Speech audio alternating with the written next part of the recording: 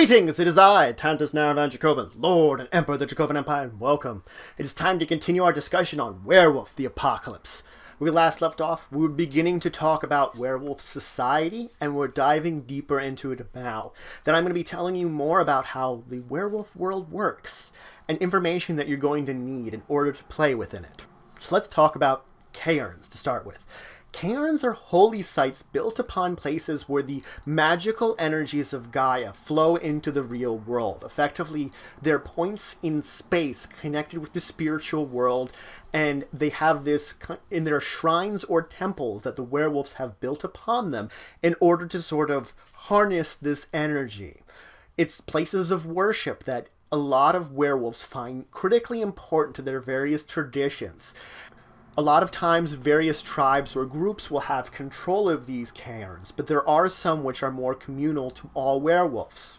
There are other groups which take advantage of these places, whether they're using them if they're a cairn and corrupting it or attacking it, or a location where one could be made and they're taking advantage of it. Mages manipulate the energy, changelings use it to go to their own realms, and the worm will make their own corrupted versions of cairns using these locations, kind of making them corruption points for the world. Now, these cairns can also be eaten up by urban centers and cities. It can occur, and many of them sort of just lose their magical abilities when that happens. There are a few which will retain their abilities. These places become urban cairns, which have a danger about them, but it still draws many Garou into them in order to use them and to worship, and drives many of them into the cities when they don't have an opportunity. Things happen there, and because of the veil, many just see these places as like haunted or dangerous and keep away from them in different points in time because of these celebrations and things like moots where they're all going to be in Krynos form celebrating that occur in these cairns at the various times. But again, they do have a danger associated with them because they are within an urban center. Now let's move on and talk about the Litany. The Litany is an ancient tradition, a code of laws that the Garou have established generations upon generations ago. The problems nowadays is that most of these litanies are either completely ignored or ignored to a certain degree, and many of the punishments associated with them have disappeared altogether or are again ignored by different tribes. Tribes treat the different litanies differently depending upon them, and unfortunately this means that many of them, especially the way that they work nowadays, just don't. For example, let's talk about some of them. A Garou must not mate with another Garou. This was very punishable in the olden days, but we see metis is more common, especially with the lack of bloodline, of blood within werewolves nowadays. And metises are still shunned, especially because of this, but they aren't like outright killed, and even the parents of them aren't even punished to a degree that you would think they would have originally in the old days. A Garou must fight the worm wherever it dwells or breeds. This, unfortunately, is another one that you would think would be every werewolf would do, but there are those that shun away from their mission nowadays, and of course, because of that, there are those that don't listen to this litany. A Garou must respect the territory of another. This is again another one that doesn't exist as much as it used to, because the other tribes have formed rivalries with each other, and oftentimes now get into conflicts. There's accept honorable surrender. Some tribes don't do that as much nowadays, and battles no longer are to surrender. Many of them are becoming to the death at times for certain tribes, meaning there is a loss of this here. Respect those of the higher station. That's even one that's kind of going away, as elders are being looked at less and less as more or less important, and respect to them doesn't occur as much, especially even ones that are in a higher position. First share will go to the greatest station. This is another one that has very poor connotations in modern days and is seen as being very selfish, that when someone gets something that they should share it with those of the tribe and their pack necessarily. There's like, it almost believes as if those of the higher station are taking advantage of their position and taking it. Don't eat the flesh of humans. This is another one that, especially the Red Talons, don't listen to. They are mostly lupus in breed and see humans as a very terrible thing. And there have been known to be werewolves that will frenzy and will have an interesting taste in their mouth. So this is one that's definitely not respected. Respect those of a lower station. This is supposed to be respecting like others below you. And again, it's someone that unfortunately doesn't occur. Like there are groups of like canthropes of Garou that don't really have a very high station to begin with, so they don't really see themselves having one to respect below them. Now the veil shall not be lifted. This is actually one of the litanies that is highly enforced even now today. The veil is the most important thing, so keeping it in line is still critically important for the tribes. It's actually one that stays around. Do not suffer thy illness for another to heal. It's effectively saying if you're really sick or old, you should get rid of yourself. This is one that kind of faded away too, as there are still a lot of healers out there, and there's a respect for the elderly and the sickly even more in the modern day. You may challenge a leader for its position during non-war times. This is one that exists that still can be done, but it's reciprocal. The do not challenge a leader during times of war. That's one that is also, the challenge of the leader it exists still. But the times of war, a leader could be making horrible mistakes, could be corrupted by the worm, could go mad. And so there is a forgiveness in that last second one that the first one is easy to do. You just challenge, if you want to challenge a leader, which there are perfectly fine, usually rules of etiquette depending on the tribe, or rules depending on the tribe for challenging the leader for its position. It's just that during a time of war, it's not smiled upon, but can be understood to be necessary. Do not have any actions that would cause a Cairn to be violated. This is the other litany that is still critically enforced. Accidents can happen that you may chance lead an enemy to a Cairn. But the fact is, Cairns are so sacred to the very society and traditions of Garou that losing more of them hurts them so much, and that is why they still keep this litany in reverence above all others.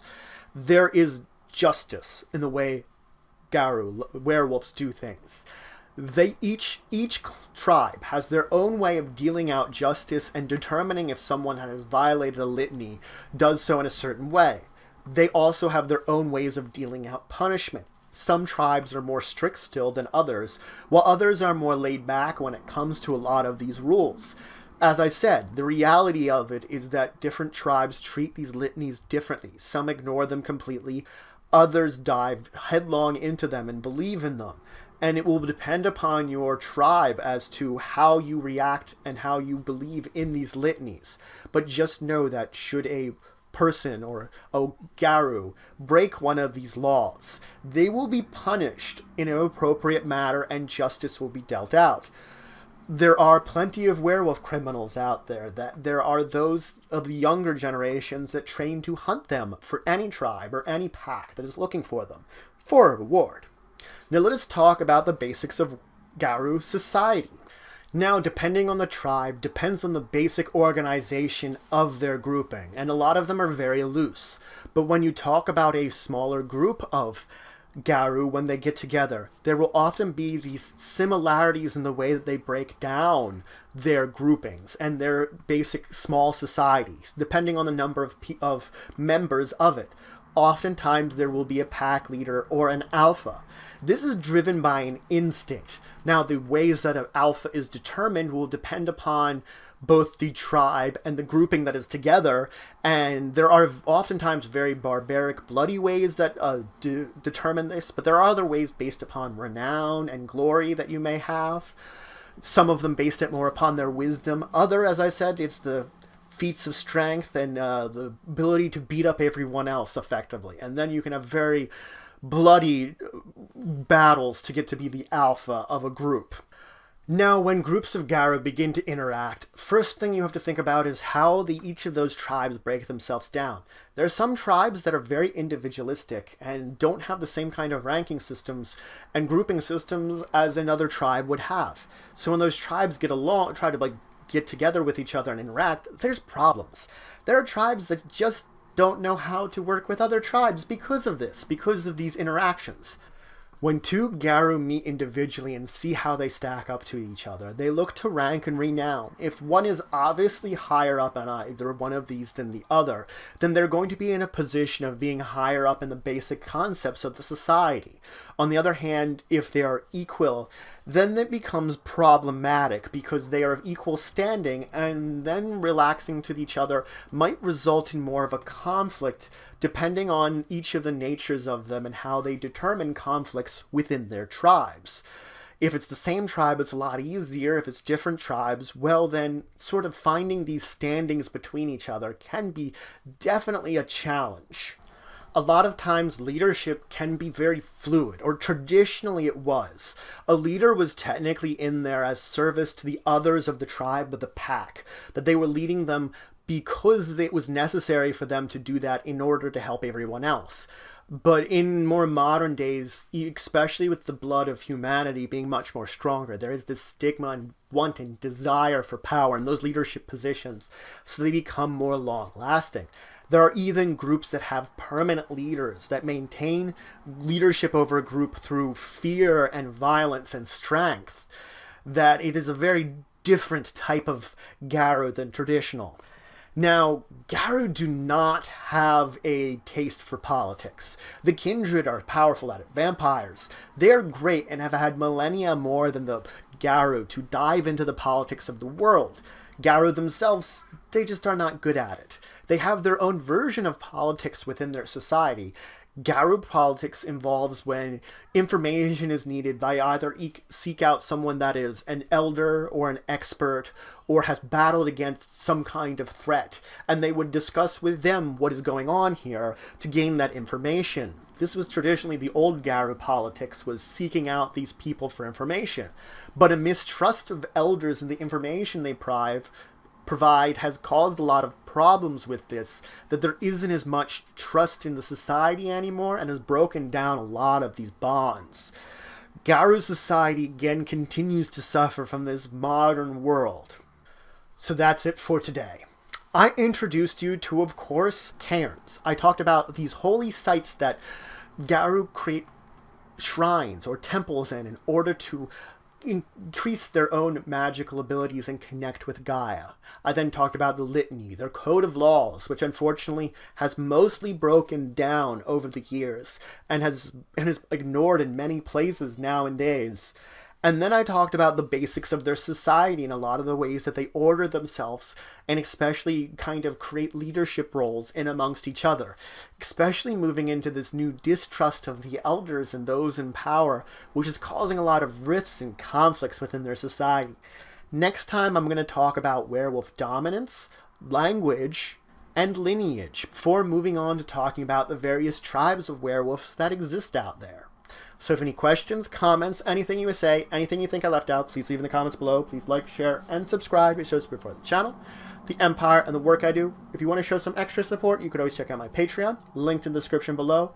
But regardless, until the next time, I bid you farewell.